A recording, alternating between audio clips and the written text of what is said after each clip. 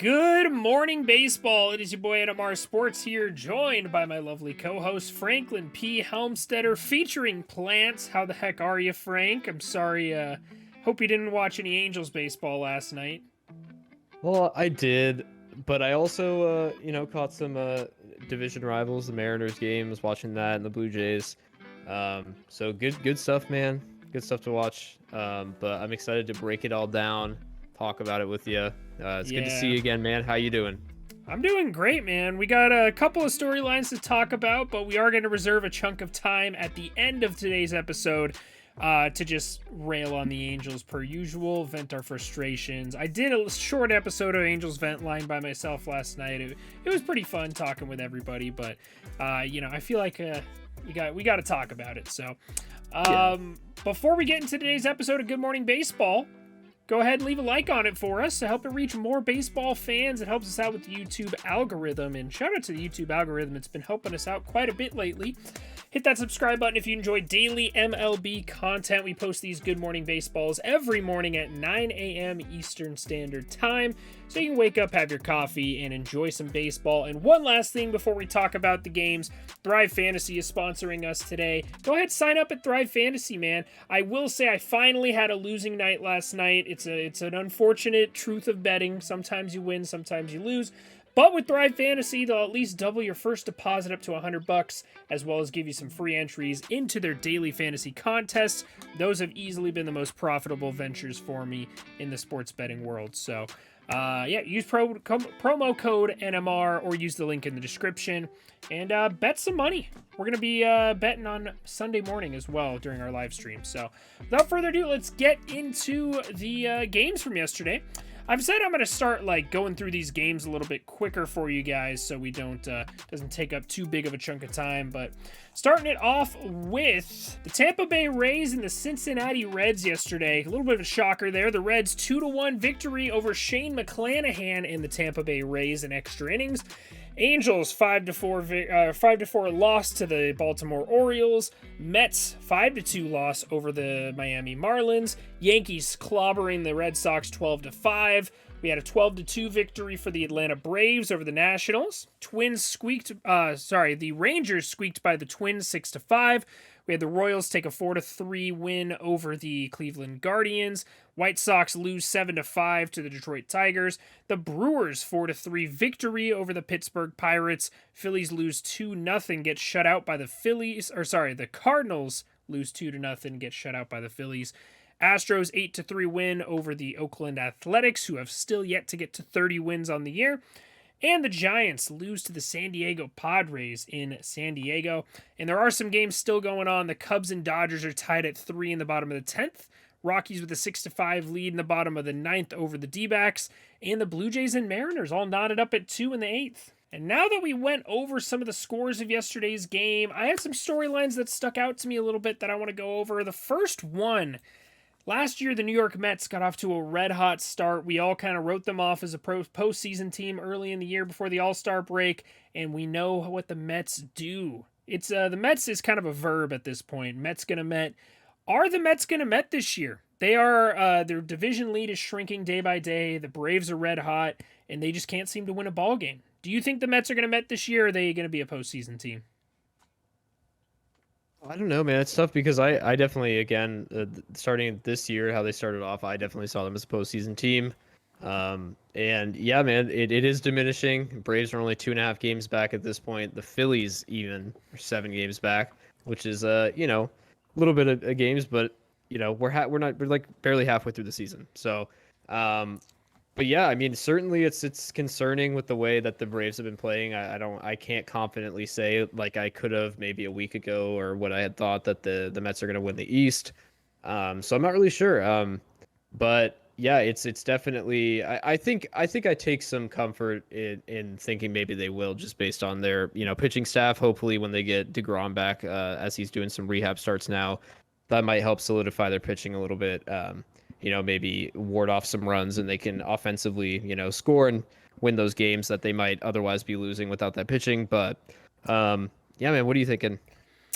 I think they're too talented to do what they did last season and fall apart late. Yeah. The offense is significantly better than it was last year, in my opinion. And obviously, we know what the rotation's capable of. I'm a little worried about the middle of their bullpen. They've had some good starts or some good performances, but we've also had some really rough ones. Trevor May was a little bit of a rough patch before he went on the injured list. He's about to come back. Obviously, Edwin Diaz has been one of the best closers in baseball, so he's been solid for them.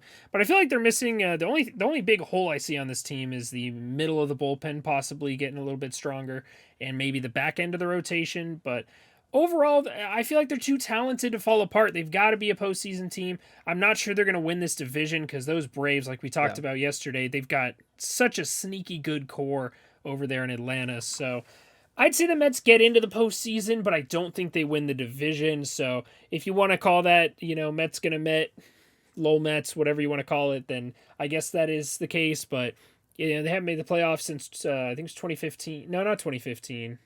Maybe 2016, something like that. So it'll be good to have them back in the postseason. I think they're for sure gonna make it. Like I said, I just don't think they're gonna win the division. Sure. Now, one team that is going to win the division, the New York Yankees, man. I would love to stop talking about this team, but my God, dude, they just do something insane every single night, it feels like. They won 12-5 yesterday versus the Red Sox. My question is, the Yankees and the Astros are so clearly the top two teams in the American League right now. Is there any chance that any of the wild card teams do they even have like a 10% chance to make it to the ALCS? And this, I'm going to group the AL Central winner into this as well. Does any team besides these two have a chance to get to the ALCS? I actually think that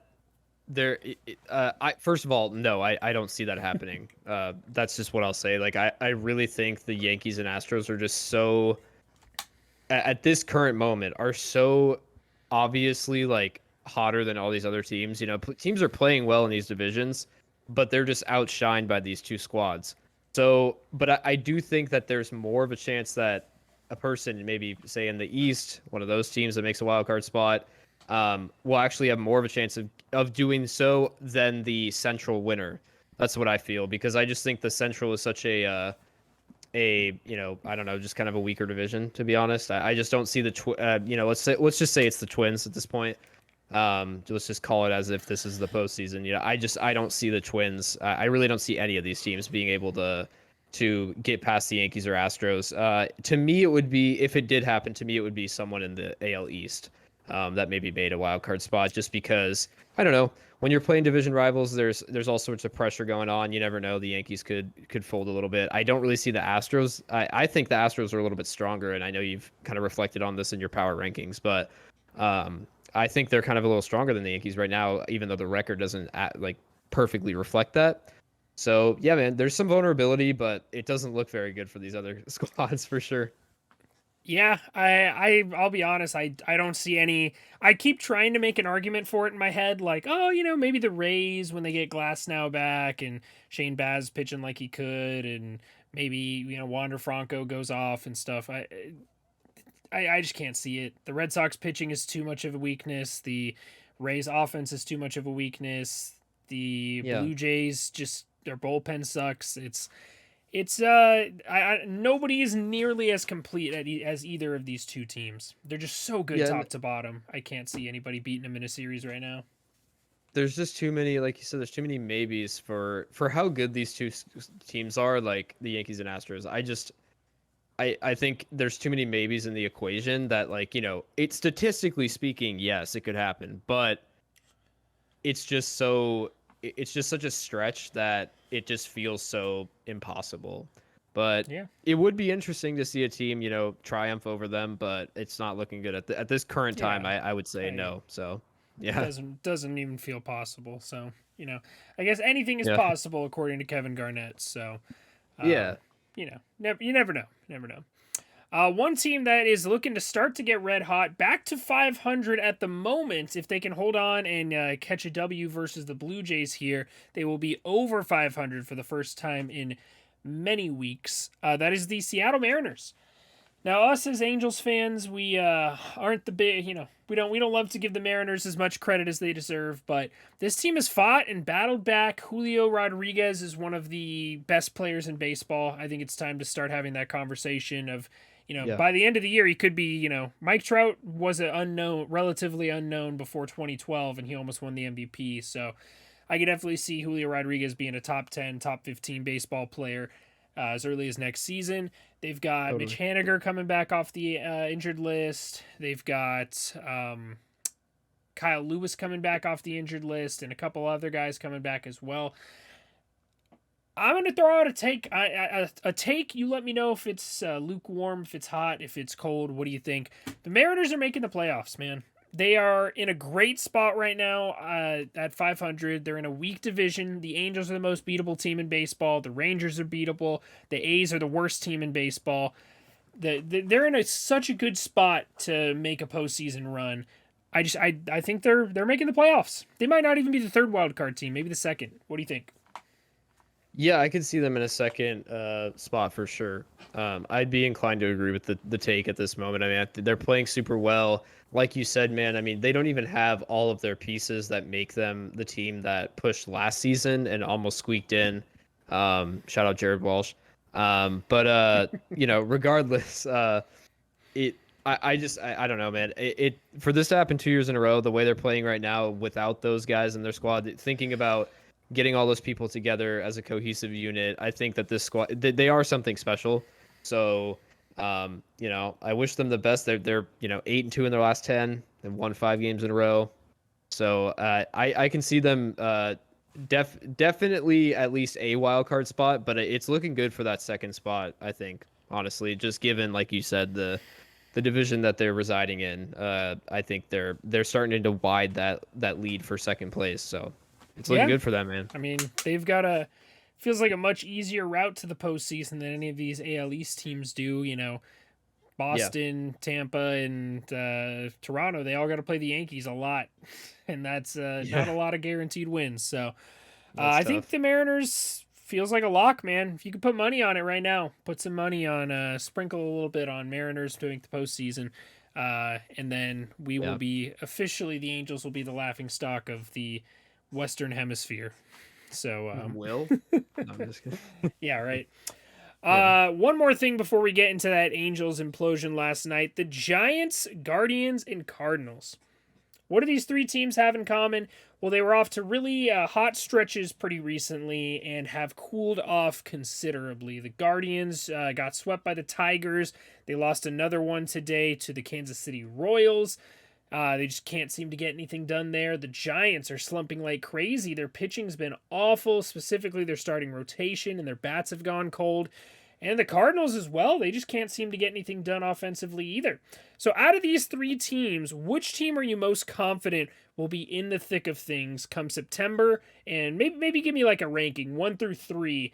Which ones you think will be contenders and which ones will be, sellers or out of the postseason push by September?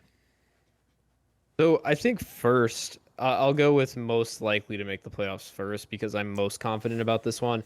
I think the Cardinals still are a very strong team. So I really do, I mean, despite the fact that they're 3-7 in the last 10, not looking too good at the moment, but they're still 3.5 games behind the Brewers. We know the Brewers have vulnerabilities. Who knows? The Brewers might strengthen their offense a little bit at the trade deadline. If that happens, then I think they have more to worry about, the Cardinals.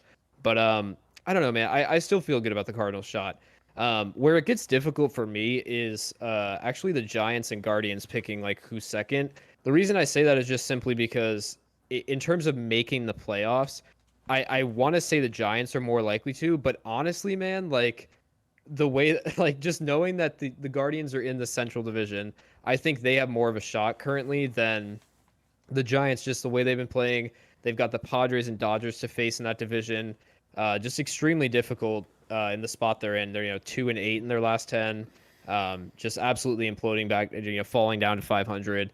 It's a shame though, because I love the Giants, but I don't know. It's really tough for me. It's kind of a toss up between second and third for those two squads, but I'm definitely most confident in St. Louis at this time. What are you thinking on this one? Yeah, I agree with you with the Cardinals being number one. I think they're the most likely out of this group. I feel like the Cardinals have two options, whereas, I mean, I guess the Guardians aren't that far out of the wild card. I guess they have two options too, but the Giants are clearly fighting for a wild card. Feels like they have no shot at the division, in my opinion. The Cardinals have the best shot of winning a division there, and it feels like they have a good shot at the wild card too. So I could see the Cardinals making it in either capacity. And like you said, I think the one thing that really sets me out with them is their defense. Their defense is some of the best in all of baseball. That infield could be all Gold Glovers like it was last year. The outfield defense is phenomenal with Harrison Bader out there. And then the bats, we know who they got. Paul Goldschmidt, MVP candidate. Nolan Arenado, potential MVP candidate. And even the bats that haven't been good this year, you know, they've still got a lot of potential. Nolan Gorman, love that guy. Love Nolan Gorman a lot. So the Cardinals, I agree with you. I think are most likely to make the postseason.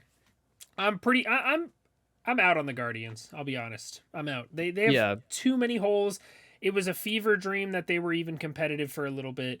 I'm sorry, Guardians fans, but you just look at this roster and it's not good. It's not. I'm sorry. Jose Ramirez is good. Franmil Reyes is kind of good. Shane Bieber's good. Emmanuel Clase is good. But outside of that, you just got a bunch of randoms. You know, it's just kind of a fever dream that they could be competitive. So I don't see the Guardians coming back. I would really hope the Giants can. I think they have the pieces there. They will have to be aggressive at the trade deadline, though, if they want to be a competitive team. And it's going to be a little tough in that National League wildcard race. It's going to be very cutthroat. Yeah. So Cardinals, Giants, Guardians in that order. Gotcha. All right. So we've set aside some time here at the end to just go off about this Angels game. I wore my clown shirt specifically for this. Specifically to talk about the biggest clown franchise in all of baseball, possibly in all of professional sports. I don't think that's a hot take. I think that's pretty reasonable in my opinion. The Los Angeles Angels, man. Let's just give the storyline. The typical beat writer.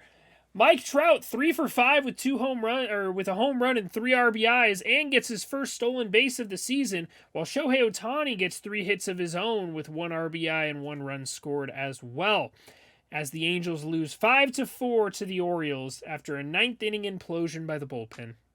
You know, let me rephrase that. Reed Detmers, 6 strong innings of work, 7 strikeouts, no earned runs.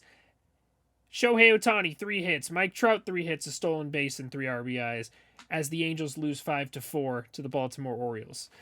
And if that wasn't enough, it is also Reed Detmer's birthday, is it not? Yeah, happy birthday, Reed. Sorry your party's so lame. It's that Office meme. Happy birthday, Reed. Yeah. Sorry your party's so lame. Yeah, just I'll let you go first. What do you just talk? Just talk about this game. Yeah.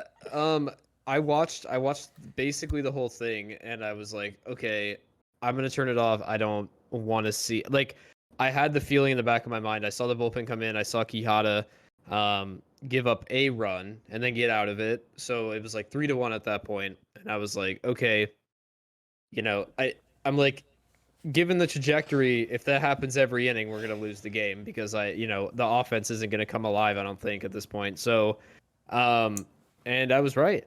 And Ohtani, on top of all the things you said, he also hit a home run as well. He really kind of hit, I mean, this is just a Camden Yards beef I have, but he really hit 2 home runs because he hit one opposite field that was like 398 or something to like left. Yeah, it was home run in 25 out of 30 ballparks. Yeah, so I mean, like he hit it as well as any opposite field ball could be hit, basically.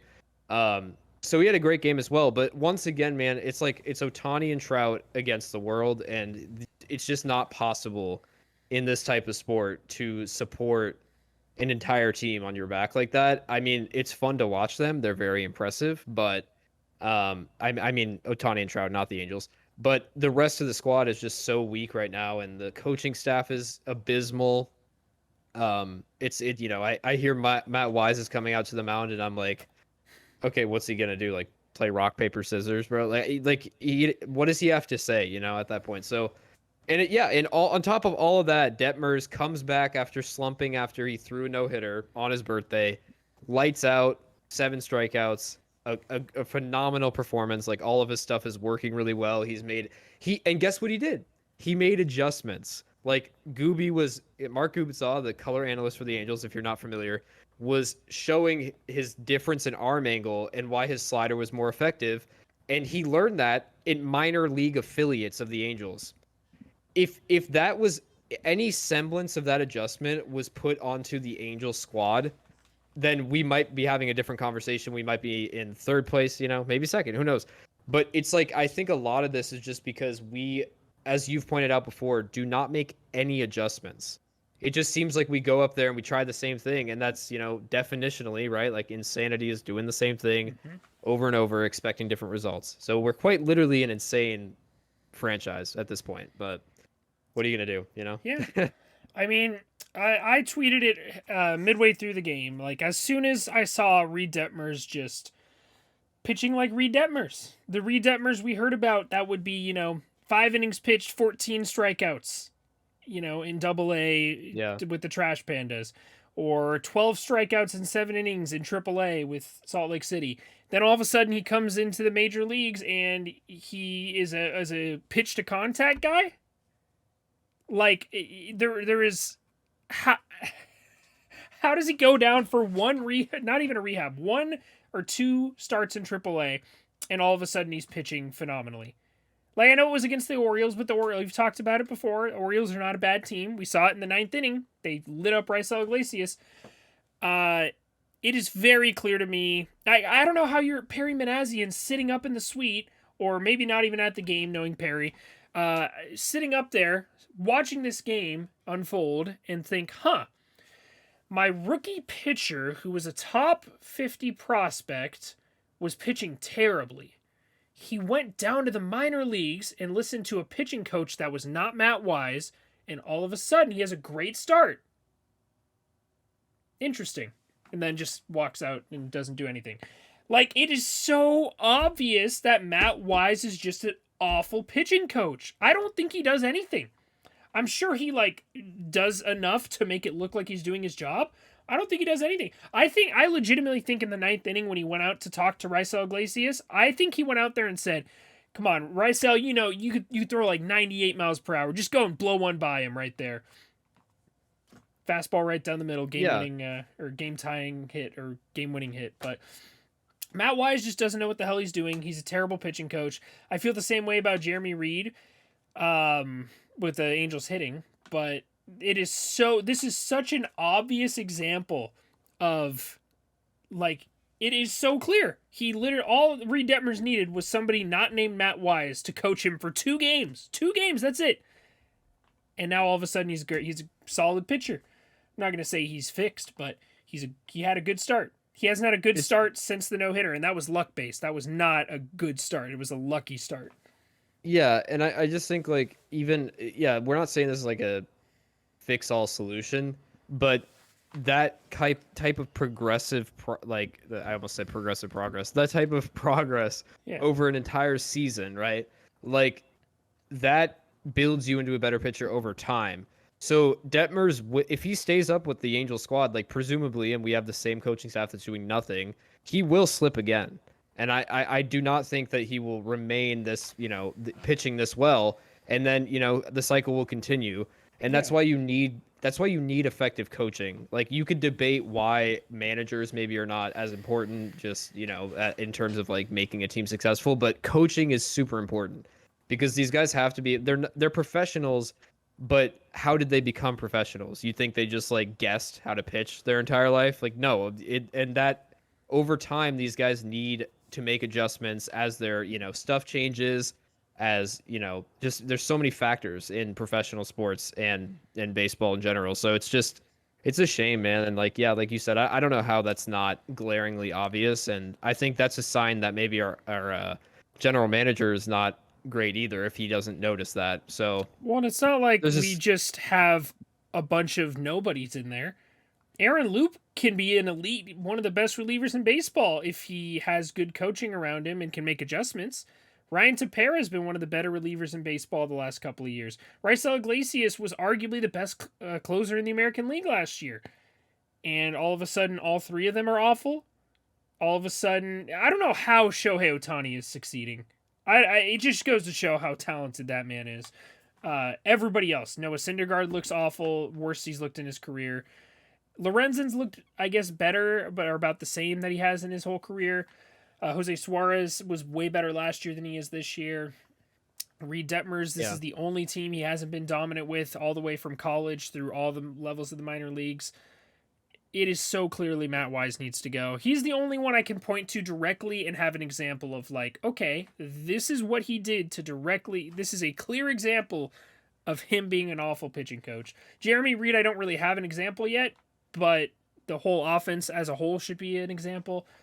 Totally, yeah. But, this is such a fireable offense. This is such a fireable offense. I think that this is... this game, as frustrating as like many games the Angels have played are, I think this game is very indicative of like a coaching issue. Like it's so glaringly obvious about Matt Wise. And then beyond that, man, obviously just frustrating that we continue to drop the ball there. But this isn't entirely because of pitching, and I mean hitting as well, because really Ohtani and Trout were the only people that like actually contributed to RBI today. But I mean, every player had a hit except for Mike Stefanik and Andrew Velasquez, and they platooned a little bit. So our bats time, they weren't the worst. That was a game that you like. It was worse because it was a game that was in our hands. And like then you just, as an Angels fan, the storyline well enough to know that you're like, but it's like kind of not in our hands, what's gonna happen? And then you're like, oh no, crazy, insane. Yeah. So you ever watch Aladdin? You remember Iago, the bird, voiced by Gilbert Godfrey? Yeah. There's a scene where he's like, oh my God, why am I not surprised? I might keel over and die from lack of surprise. That's exactly how I feel every time the Angels blow a lead or don't score any runs or waste a good Ohtani performance. The Angels have not won a game where Ohtani didn't start. It's like a double negative there, but they have not won a game with anybody not named Shohei Ohtani on the mound since June 27th. It's been about a little over 10 days, about 13 days since they last won a game where Shohei Ohtani didn't start. I thought today was going to be it. I thought I wasn't going to have to tweet that, but I did. Damn shame. Yeah, man. I don't know. Nothing else to say. It just sucks. Yeah, it's awful. Yeah. But anyways, that is going to do it for us today here at Good Morning Baseball. I appreciate you guys watching. The support for the series has been great lately. Don't forget to turn on post notifications to be notified when we post our Good Morning Baseball tomorrow. We didn't talk about this today. We probably should have. The All-Stars were announced, the All-Star starters. I'll be having a full video talking about that coming out today at 1 p.m. Eastern Standard Time, so be sure to have post notifications turned on for that. And leave a like on the video, help it reach more baseball fans, subscribe for more daily MLB content, and sign up for Thrive Fantasy. Get some moolah, bet some money. Do it. Appreciate you guys watching. I will see you all in the next one. Have a great rest of your day.